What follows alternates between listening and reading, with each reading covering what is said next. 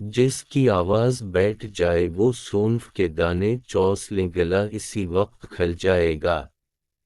اگر کسی بندے پر تیزاب گر جائے تو سب سے پہلے جتنا جلدی ہو سکے متاثرہ حصے پر دودھ ڈالی، جب تک دودھ پٹکنا ختم نہ ہو دودھ ڈالتے رہیں۔ جتنا زیادہ دودھ ڈالا جائے گا اتنا ہی مریض کے لیے فائدہ مند ہے۔ نیند میں خراٹے آنے کا مسئلہ ہو تو سرسوں کے تیل کے چند قطرے ناک میں ڈال لو، زندگی بھر خراٹے نہیں آئے گی۔ جوڑوں کے درد کے لیے میتھی دانے کا استعمال انتہائی مفید جانا جاتا ہے۔ اگر آپ اپنے جسم کو ہمیشہ چست رکھنا چاہتے ہیں تو ناشتے میں ایک ابلا ہوا انڈا ضرور کھا لیا کریں۔ مچھلی کھانے سے جسم میں خون نہیں جمتا۔ چہرے پر بند گوبھی کا چھالکا لگا کر سو جایا کرو، چہرے کی جھریاں ختم ہو جاتے ہیں۔ کان میں شدید درد ہو تو رات کو کان کے اندر لہسن کا ایک دانہ رکھ کر سو جاؤ، صبح کو درد وغیرہ غائب ہو جائے گا۔ کھانے کے فوری بعد سو جانے سے اچھا ہے کہ بھوکا سو جاؤ، بھوکا سو جانا زیادہ صحت مند ثابت ہوگا۔ ایک گلاس پانی کا پینے سے دماغ 14% تیزی سے کام کرتا ہے۔ چاولوں کے بعد دودھ ہرگز نہ پئیں۔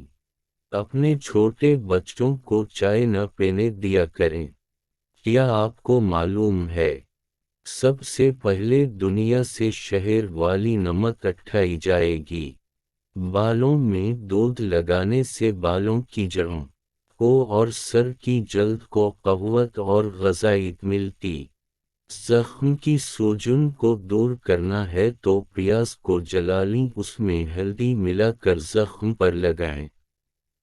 جن کا معدہ خراب رہتا ہو وہ آلو کے پانی میں اسپغول ملا کر روزانہ نہار میں پی لیں۔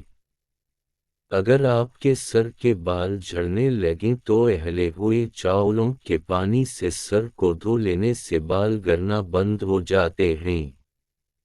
بد ہضمی کے مسئلے میں ابلے چاولوں کا پانی پینے سے فوراً بد ہضمی کا مسئلہ ٹھیک ہو جاتا۔